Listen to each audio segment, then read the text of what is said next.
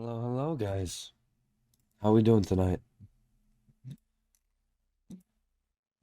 Still a little sick and all over the place, as you guys can definitely tell right now with our 20-minute delayed weekly outlook. But slowly but surely getting better, Justin. Slowly but surely. I'm not helping myself. I'm not resting as I should. So, what can I say? That's why it's lasting so long. But how we doing? Everyone, we had a great weekend. Small crowd tonight. This evening, I should say. Hope you guys had the chance to familiarize yourself with the new daylight savings times, right? That is a big thing now. So every single live event that we do is now brought forward by an hour, I believe. So yes, it would be an hour earlier for most of you guys that are not in the EST time zone. So just in case you're affected by that, that is why you may have seen the timing change. Also, I did mention, and I want to repeat it, if you guys want these events to happen at different times, right? So not at 5 p.m. slash 8:30 p.m., depending on the event, of course, just tell me. I'll run a poll. I don't mind changing the schedule to adjust to the most people. So if you think it's time for another vote, I'll definitely run an announcement on that after this outlook. So just let me know in chat and I'll check if we do that. We need to change something with the time on TradingView for time change. Not at all, not at all. As you can see now at the bottom right here, you'll see UTC -4. My time zone is New York and it adjusts based on daylight savings, whether it's UTC -5 or UTC -4. So we just got back to -4. All right, we'll get right into it. A lot of sell side objectives have been met. And for myself, I mean, I've been speaking about this specific level since we formed it back in September. And all of these levels that I talked about, all consolidations, are clear objectives for me, especially when we induce it like this. Well, now all of these objectives have been met. So we see one or two things. Taking into consideration its March and how we profiled the month specifically, I'd anticipate another bearish week, right? This all comes back to our monthly outlook. So if you're unfamiliar with what I'm saying, do go back on my YouTube, watch that video. There's a whole playlist just for them that I did. But this is a key level that usually I would like to see price reverse off of. Now, as I said, with the statistical outlook, I'm looking more so at one last bearish week. And just give me a sec, guys. Gotta blow my nose.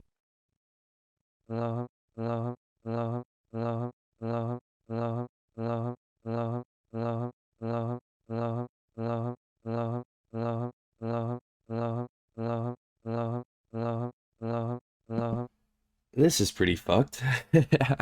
Just noticed.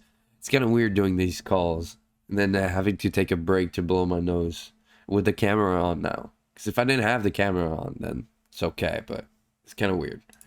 With the NQ hitting 6-month-old levels on the contract chart, are you seeing these pivots being off on the chart that isn't NQ1? No. So you're just saying since it's a different contract, right? Do I care? I don't. These are liquidity levels. I'm looking at a daily chart. I'm looking at a long-term trend, long-term reversal. I don't care about what shows up on the contract or not. This does not affect me in any single way.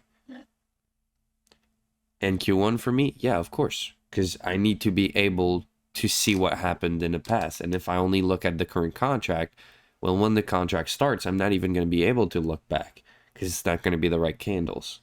So yes, always referring to the continuous contract when I'm referring to higher time frame charts.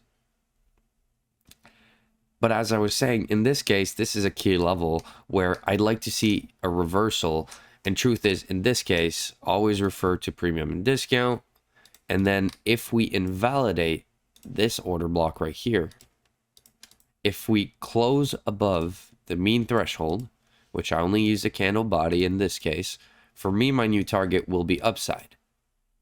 And then once we reach this level afterwards, I'm going to refer to the other range. And then I'm going to say, okay, well, after we break this high, it's my first premium in efficiency along with that other order block. And let me mark them out as such. Bearish order block right here. So now along with those two things, and let's just do it like that, which pretty much in this case, we would use the whole candle. So you're within this order block, targeting the liquidity, looking for a close above mean threshold once again. And if we close above this level, then my new target will be upside. This is how I frame long-term reversals. I go at it step by step. So until proven otherwise, I'm going to be bearish. And what would be proven otherwise? Well, if I'm bearish and I'm looking to trade longs, how am I going to trade that? I'm going to target my first premium in efficiency. So in this case, I'm going to go range by range, looking at the most recent ranges. And I'm going to target first my first premium in efficiency. And once we reach this level, I'm going to look, do we invalidate it or do we respect it? We respect it. I'm looking for continuations of the trend, which is clearly bearish. If we disrespect it, I'm looking for a target of the external of said range. So in this case, let me actually move this aside and make this a little bit cleaner. So in this case, this range, this is my external that I'm going to be referring to. What if we expand through it? We close above, we're closing into this order block, we close above this mean threshold. Tells me another thing. Now this is my target. And after we reach this, I'm going to anticipate that we're at least going to reach this and very probably going to reach this. Why? Because this is all low resistance right here. I need to make this, you know what? Let's try something. What if I just don't put a line? Oh, I like this. Oh, let me just save that. Low resistance. All right.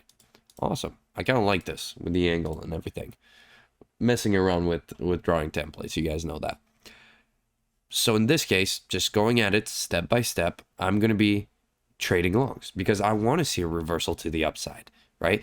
This week of March is where we should see, right? We've looked at the seasonal charts. We looked at statistical profiling of the month of March. There is so much that can be done. We have about an 80% chance of closing bullish.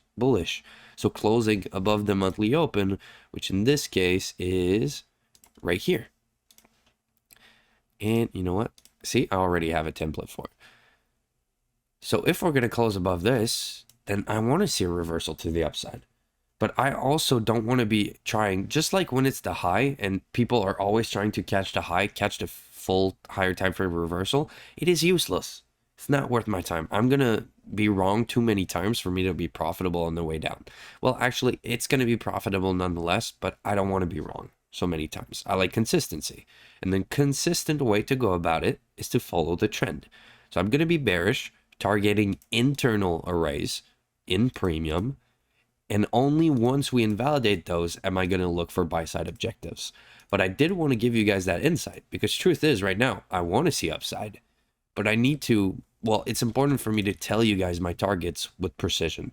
So it's not just, oh, I'm looking for higher. So I'm looking for higher until here, and then if it closes below this, then I'm going to look for continuations. If it doesn't, I'm going to look for continuations higher. If it doesn't, I'm going to be bearish and look for shorts. Okay. Very clear objectives, very clear rule. And to be honest, in this case, I'm not going to be referring to anything in this area. Of course, there is a new day opening gap here that is quite large that we could return to. But truth is, I'm going to be referring to recent liquidity. So really just understanding that price will gravitate to the recent liquidity pools that we have. So if I'm going lower, I'm just going to target the external of the range I'm trading. And as we're looking at 12th to 15th of March, which is this week. This is where we're looking for reversal, right? This is where the low of the month should form. So wouldn't it be perfect if we have an open? We're probably going to gap a little bit, but if we have an open into a low, taking out this liquidity, then we return to that premium array. I don't anticipate that it will necessarily close above it right away, but we do have a lot of news this week. If you guys saw the announcement, we have high impact news every day except Monday. So seeing an aggressive close followed by a retracement, right? And then we can start that uptrend. And once we're here, once again, I want to see an aggressive close through it. I want to see us close above the mean threshold of this order block. And that will tell me if this is my next move or this is my next move. And that will frame my year. But as I said, for March specifically, what I'm looking for the rest of the month is this. Like very specifically, I'm looking for this. And we have some crazy volatility, right? So we might actually have time to go like all the way up here, even just in March.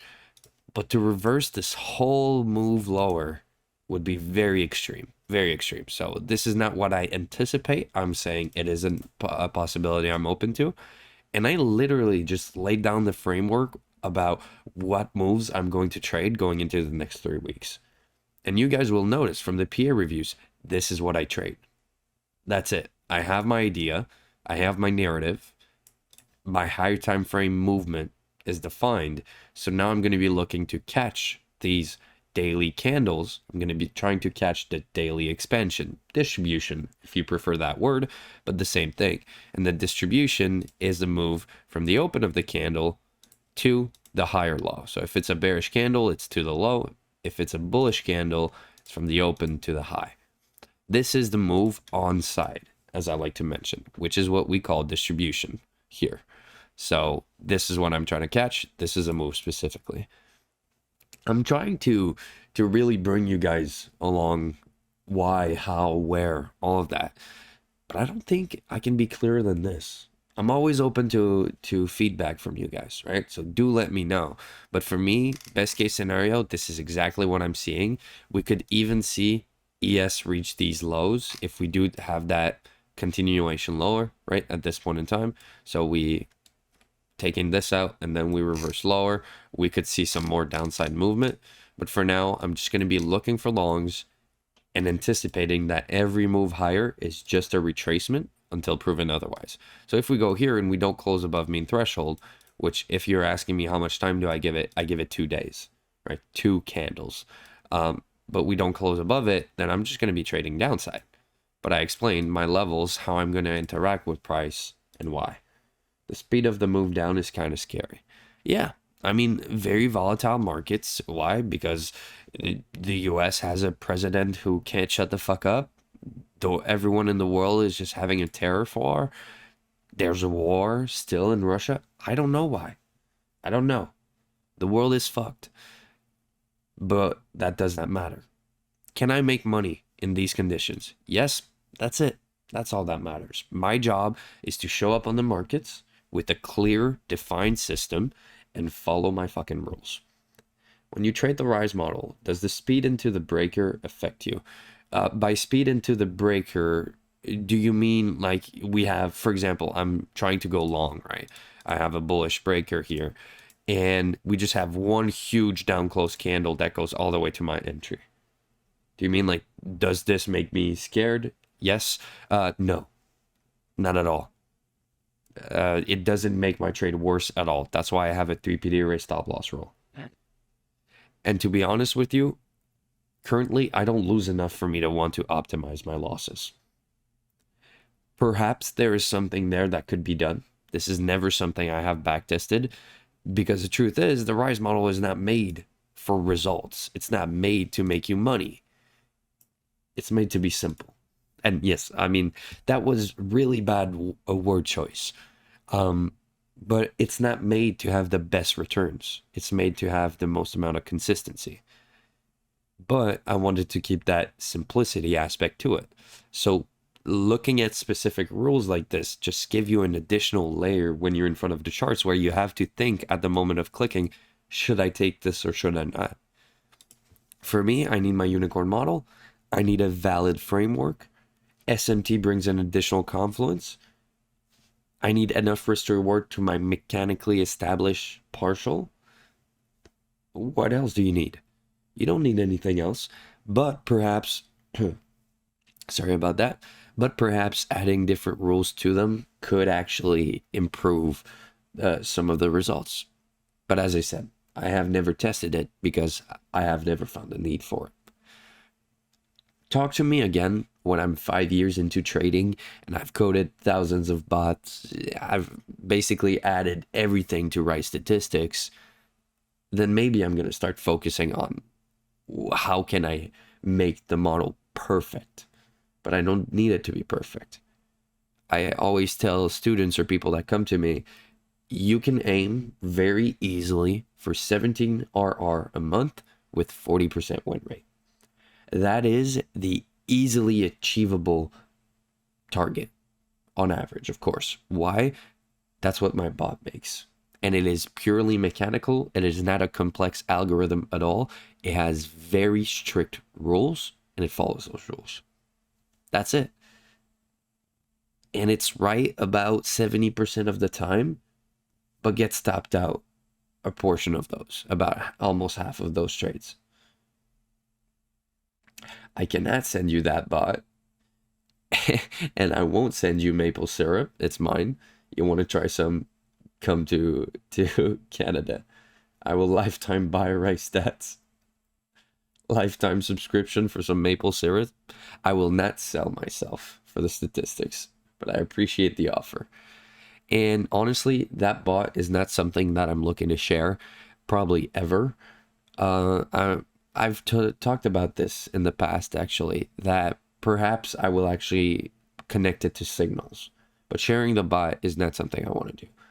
But providing signals that are automated through that bot is something I'm considering for the future. And when I say future, I don't mean near future. I'm talking about like next year. So this is something I'm currently looking into, perhaps working on, just focusing on rice statistics for now. A lot of stuff coming for you guys for us. So I think you're really going to enjoy what I have cooking up for the next few weeks, actually. Yes, sir. I'd love to hear it. Do we have any questions about this outlook? Feels like sometimes the outlook can be a little wonky because we don't know what we're looking for. But today, I know exactly what I'm looking for. And as you say, Alex, right? Very clear. I love it. All right. Well, I do apologize for starting this late, guys. I'm going to get back into it. As you can probably tell, I'm still, yeah. So I'm going to take it easy this week. I'm going to rest up, heal up, and we'll be back at it. 4 PA reviews as well. Just a quick reminder that Friday's PA review is the early one. All the other PA reviews will be 8:30 p.m. EST, which is now UTC -4. You guys have a great day. Good luck if you're trading tomorrow and Tuesday. And we'll see each other on Tuesday night for our first PA review of the week. Have a good one, guys.